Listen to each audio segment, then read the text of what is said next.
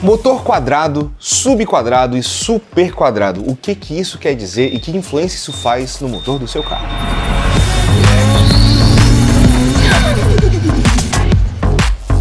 Sejam bem-vindos ao canal da ProTuning, senhoras e senhores. A gente espera que esteja tudo ótimo por aí com vocês. Entre as inúmeras características que o motor pode ter, se ele é aspirado, se ele é sobrealimentado, se o RL é alto, se o RL é baixo. Por sinal, se você não sabe o que é RL e você quer saber, tem um vídeo específico para você aqui conferir no nosso canal. Mas, falando sobre motor quadrado, subquadrado e superquadrado, o que isso quer dizer? Pessoal, isso está diretamente relacionado ao diâmetro do pistão e ao curso do pistão dentro do cilindro. É uma concepção bem simples, digamos assim. Um motor quadrado é um motor cujo diâmetro do pistão é exatamente igual ao curso que o pistão percorre dentro do cilindro. Então, o motor, por exemplo, que a gente conhece aí, o Família 2 GM, o K20 da Honda, entre outros que a gente vai conseguir encontrar se a gente pesquisar, a gente vai ver que o diâmetro do pistão é de 86 milímetros e o curso do pistão é de 86 milímetros também. Então é um motor literalmente quadrado. Como se a gente fosse imaginar um quadradinho ali entre a altura do cilindro, né, que o pistão percorre,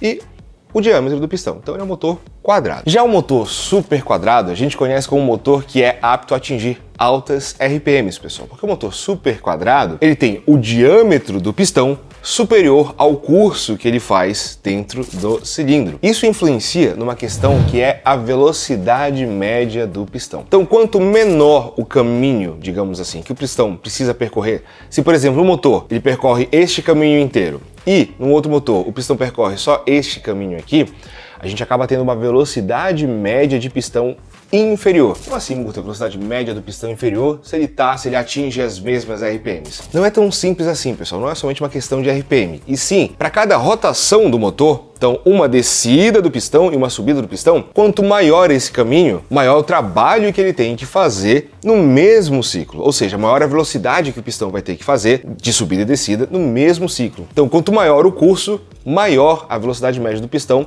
se a gente estiver comparando um motor que tem o curso alto com um curso pequenininho. Então, o motor super quadrado, ele entra nesse conceito de ter o diâmetro do pistão superior ao curso que ele faz, tá bom? E o motor subquadrado, que por sinal é o tipo de motor que está sendo cada vez mais utilizado hoje em dia, e a gente vai explicar o porquê, ele é um motor cujo diâmetro do pistão é inferior ao curso que ele faz. Poxa, Murta, não faz sentido o que você está explicando.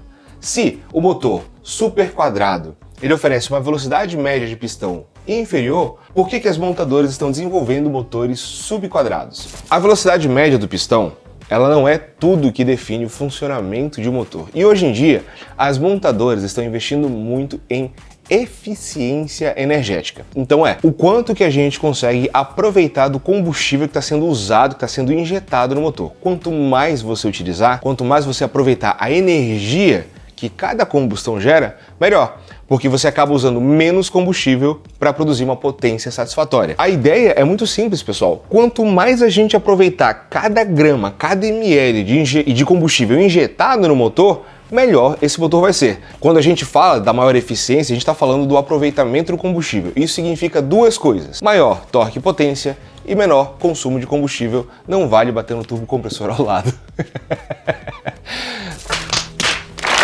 A gente já explicou em outro vídeo aqui, que vocês podem conferir aqui em cima, o que é a diferença do deslocamento do motor, do volume do motor e da câmara de combustão.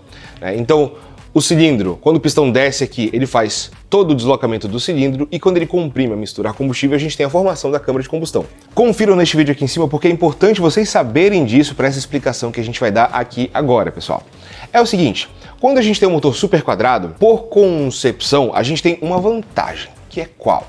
O motor super quadrado, quando o pistão tem um diâmetro maior, digamos assim, significa que a gente tem uma área de cabeçote maior. Então, um motor super quadrado, ele te permite, na teoria, criar válvulas de admissão e de escape maiores. É uma questão de uma, como é que se diz?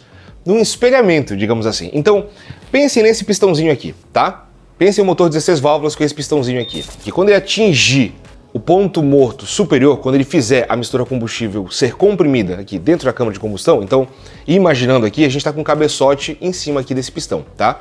Esse diâmetro de pistão, ele vai permitir a formação de válvulas, vamos colocar 4 válvulas aqui, que caibam dentro do tamanho da cabeça desse pistão, porque é claro, né? O pistão sobe e desce dentro do cilindro, quando ele encontra o cabeçote, ele forma a câmara de combustão. Então o cabeçote tem que ter, basicamente, para formar a câmara de combustão, o mesmo diâmetro aqui, no caso de cada cilindro. Nesse caso aqui, a gente tem um pistão de diâmetro pequenininho. Então as válvulas de emissão e de escape, elas vão ter que ser condizentes, digamos assim, com esta área que o pistão oferece dentro do cilindro. Ou de outra forma, explicando de outra forma, as válvulas de emissão e de escape, elas vão precisar ser condizentes com o diâmetro do cilindro, não somente do pistão aqui. Agora, vamos pegar uma referência aqui para ilustrar legal. Este outro pistão aqui tem um diâmetro bem maior. Aqui é um conjunto de biela e pistão de motor 1.0. Esse aqui é de 1.8. Vocês estão vendo a diferença de diâmetro? Se isso significa que, se a engenharia quiser aproveitar isso, e aí entra uma questão de projeto de cada marca, esse pistão aqui, com um diâmetro maior, ele vai poder comportar válvulas de admissão e de escape muito maiores que esse aqui. Então, uma das vantagens teóricas do motor super quadrado é que, como o pistão ele é grandão, ele permite a criação de válvulas enormes. Só que isso tem um lado negativo, que é o quê? Quando a câmara de combustão ela é formada no motor super quadrado, com o cabeçote aqui em cima, a gente vai ter a formação de basicamente uma área que é um filetinho. Essa área que forma um filetinho com a vela no meio, ela acaba gerando, digamos assim, uma lentidão na propagação de frente de chama por área. Então, formou um filetinho bem aqui, a vela vai soltar a centelha aqui em cima e vai levar um tempão, teoricamente a gente está falando de frações de segundo, mas leva um tempão bem grande para que essa frente de chama percorra todo o cilindro, liberando energia e empurrando o pistão para baixo, né, gerando potência. Quando a gente fala do motor subquadrado, ou seja, muito curso e pouco diâmetro de pistão, a gente acaba tendo válvulas menores, porém, entretanto, olhem só isso aqui. Quando você cria uma câmara de combustão subindo o pistão até o ponto morto superior, neste caso aqui, ao invés do filetinho que a gente tem no motor super quadrado, a gente acaba tendo um quadrado. Então, por exemplo, o pistão ele desce muito, sobe muito, e quando ele forma a câmara de combustão, um motor subquadrado ele pode ter até a mesma taxa de compressão de um motor superquadrado. A diferença é em como fica o formato dessa câmara de combustão nessa mesma taxa de compressão. Porque nesse caso, quando ele subir para o limite aqui, ao invés dele ter um filetinho, ele vai ter um quadradão. Esse quadrado aqui ele permite uma frente de chama para todas as direções muito mais rápida e muito mais eficiente. Então, teoricamente explicando, considerando a mesma eficiência volumétrica, o mesmo combustível e tudo mais, essa combustão aqui, essa frente de chama do motor subquadrado, o aproveitamento, a queima desse combustível, ela acontece de um jeito muito mais rápido do que do motor superquadrado.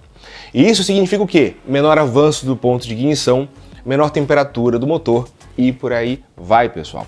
Então, o motor quadrado ele tende a formar um retângulo não tão fino. O motor super quadrado, se a gente estiver olhando, né, em 2 eixos só aqui, o motor super quadrado ele gera um retângulo bem filetinho e o motor subquadrado ele gera um mais próximo, digamos assim, de um quadrado mesmo na hora de formar a câmara de combustão, pessoal. Então, pessoal, para vocês terem uma noção aqui, isso é o básico, para explicar como que o motor quadrado, subquadrado ou superquadrado, ele vai alterando todos os componentes ao redor. Ah, então legal, o motor superquadrado, a gente consegue colocar válvulas enormes. Veja bem, no motor subquadrado, você vai ter invariavelmente válvulas menores, mas e se você estiver utilizando sobrealimentação? Pronto. Tudo isso muda.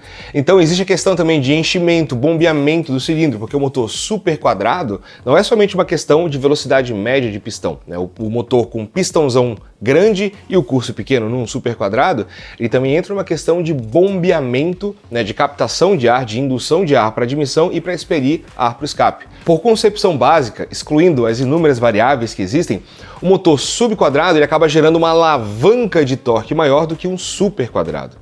E não somente isso, pessoal.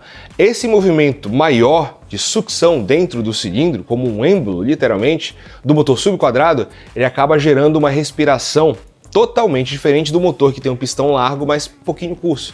Porque você pode até ter uma área enorme de pistão aqui. Mas se ele se mexe pouco, esse vácuo teórico para captação de ar para cada uma das admissões, ele é menor em baixas rotações. Então entendem como tem relações? Existe a velocidade média máxima que o pistão pode surgir, existe a alavanca de torque, existe a sucção que é gerada em cada uma das descidas entre um subquadrado e um superquadrado, existem os tamanhos das válvulas, existe a propagação da frente chama.